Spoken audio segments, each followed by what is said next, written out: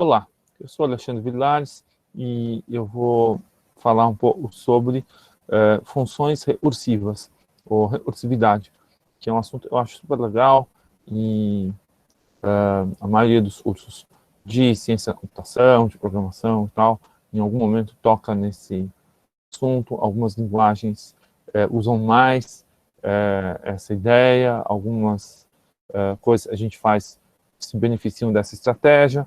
Enfim, é um assunto super legal, que vocês vão gostar, e eu vou mostrar no contexto que eu gosto, que é o contexto de desenhar alguma coisa, né? Então, deixa eu compartilhar a minha tela, apresentar aqui uma janela.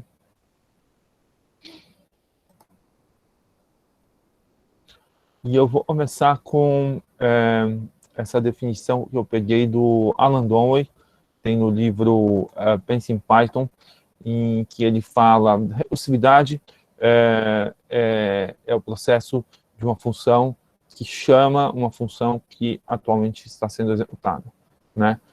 A ideia é essa: uma função pode chamar outras funções e ela pode chamar ela mesma, né? Só que para isso der certo, tem que ter uma situação em que ela não chama ela mesma e ela consegue resolver e terminar, né? É o chamado caso base. Então, a função, ela muitas vezes chama ela mesma, mas em uma determinada situação ela para de chamar ela mesma, resolver e termina.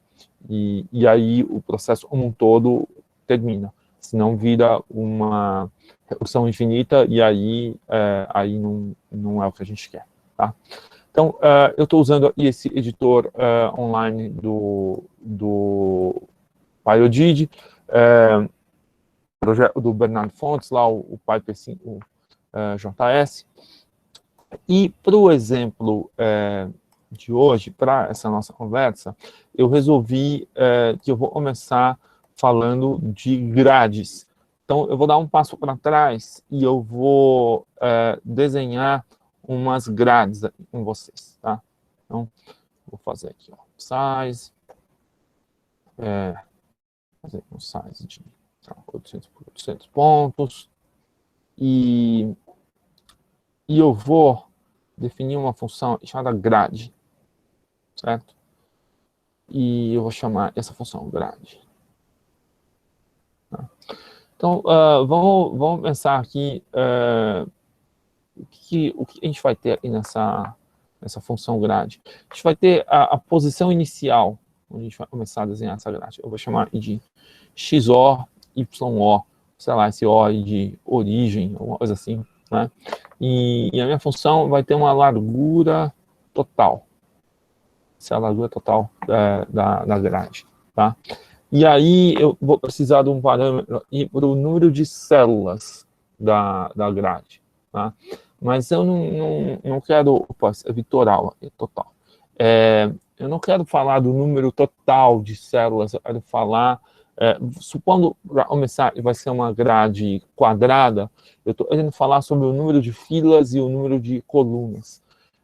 Eu acho que um nome razoável é ordem. O que vocês acham? Então, uma grade de ordem 3 vai querer dizer que ela tem 3 filas e 3 colunas, tá? Então, eu vou escrever isso aqui, ó. Colunas e filas é o mesmo número da ordem, tá? Num outro momento, a gente podia pensar numa função de grade, e você pode dizer, se você quiser, separadamente o número de colunas e o número de filas e tal. Mas para essa minha grade, vai ser uma grade quadrada, feita de quadrados, tudo quadrado, e de boa. Então, eu vou começar em um loop for, um laço for, eu vou falar assim, for i in range colunas, para um número i que vai de 0 até o número de colunas não incluso, né? Então, para a ordem 3, o i vai ser 0, 1, 2, né? Para a ordem 5, o i vai ser 0, 1, 2, 3, 4, né? E aí eu vou calcular um x para desenhar essa célula da grade, que ele vai ser a posição da origem, essa posição inicial, mais o I vezes a largura da célula. Largura da célula. Só eu preciso calcular, então, essa largura da célula, né? Como a gente vai calcular essa largura da célula? Essa largura da célula, vai ser a largura total da grade, largura total, dividido pela ordem, tá? Pelo número de colunas ou número de células, né, a ordem, né? Poderia ser aqui, sei lá, o número de colunas, vai, é igual, né?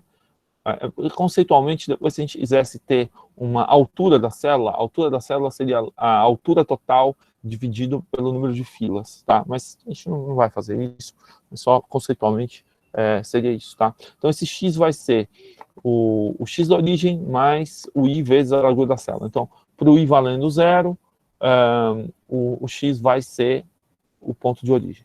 Para o i valendo 1, o x vai ser o ponto de origem mais uma largura da célula, e assim por diante, né? E, bom, e aí vamos fazer em um outro laço encaixado, ou aninhado, que é dentro, né, do outro laço, um outro for, que vai ser for j in range filas, certo? E nesse caso é o mesmo número de colunas e tal, mas tudo bem. E eu vou calcular o y dessa célula. Esse y vai ser o y da origem, o y original, mais o j vezes também a largura da célula. Tá? Eu devia ter chamado esse largura da célula de tamanho da célula, para ficar mais genérico, né? Tudo bem, vou deixar assim. E aí, eu vou falar o seguinte. Eu vou desenhar um retângulo aqui. Que vai estar nessa posição XY, certo? E ele vai ter a largura da célula. E a altura dele vai ser a largura da célula também. Tá? Daí vai fazer um square aqui também e tal. Mas, bom, então, o que eu preciso fazer para chamar essa grade? Eu preciso dar, então, um x e um y, vou botar 0, 0, e a largura total da grade, eu vou falar width, que é a largura do meu canvas, né, vai ser 800, e eu vou falar a ordem. Então, vamos fazer ordem 3, e vou executar, e vamos ver o que acontece. Ó, eu acho que deu certo, mas o meu canvas ficou muito grande, esse 800 aqui, eu vou reduzir ele um pouco. Eu vou reduzir ele para, sei lá, 600 por 600 aqui. Isso vai diminuir um pouco. Continua um pouco maior, né, do que está visível. Deixa eu ver se eu consigo aumentar a minha janela. Eu aumentei um pouco a janela. Então, ele fez uma grade de 3 por 3. Vamos mudar isso aqui para 6. Então, ó, fez uma grade de 6 por 6, né? Poderia mudar a 12. Tá? Então, eu tenho uma função que faz uma grade, né? Aí, vou voltar para, sei lá, 4. Qual que é a ideia de fazer uma grade recursiva? A ideia é o seguinte, é que em vez da grade sempre desenhar um retângulo aqui, um quadrado, ela pode de vez em quando resolver desenhar uma outra grade dentro da grade. Então ela podia chamar a função grade para desenhar uma grade aqui dentro. Tá? Para isso ficar mais visível, eu acho que eu vou fazer o seguinte, eu vou mudar a cor de preenchimento desses retângulos, fazer ela baseada na posição I e J. Então eu vou fazer uma brincadeira, ó, eu vou falar que a quantidade de vermelho é baseada no I, e a quantidade de verde é baseada no J, e a quantidade de azul é fixa. Aqui, vamos ver o que acontece. Ó. Tá? Então, eu tenho essa grade 4x4, e as cores de cada célula estão em função da posição delas aqui, certo? Mas aí, então, o que a gente pode falar? A gente pode falar assim, olha, faz o seguinte, se a largura da célula for maior do que, sei lá, 16, você faz o seguinte, você faz uma outra grade. Você faz uma grade nessa posição XY, que seria a célula, tá? A largura total dessa grade vai ser a largura da célula, tá? E a ordem pode ser a mesma ordem 4, tá? Se a largura da célula não é maior do que 16, você vai lá e desenha um retângulo como você faria antes, né? Então, vamos ver o que acontece aqui. Olha o que acontece, tá? Então, ele fez várias mini grades aqui. Várias mini grades aqui, né? Daria para a gente fazer aqui mais algumas regras para poder enxergar quantos níveis de recursão tem aqui, quantas vezes, porque essa vez ele chamou a grade, provavelmente dentro dessa chamada da grade, ele chamou de novo, mais uma vez a grade e tal.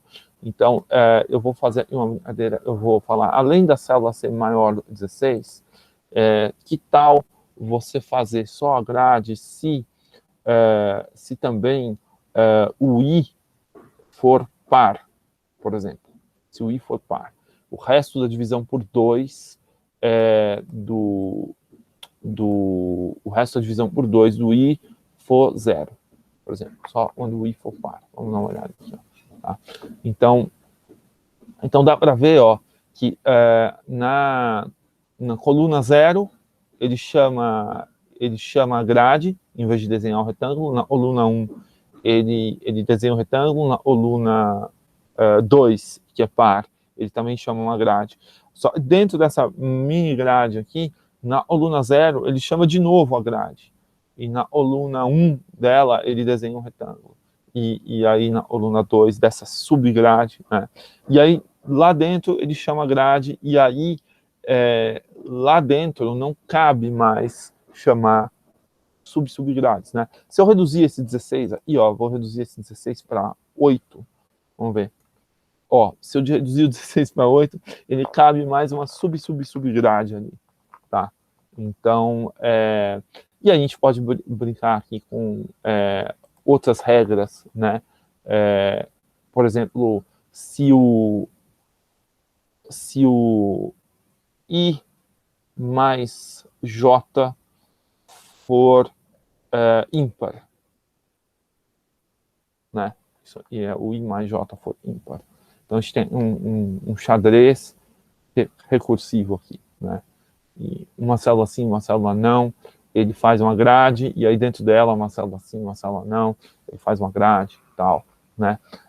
Outra possibilidade é introduzir uma aleatoriedade aqui. A gente pode falar assim, ó, metade do tempo, se couber, né, se tiver espaço, metade do tempo você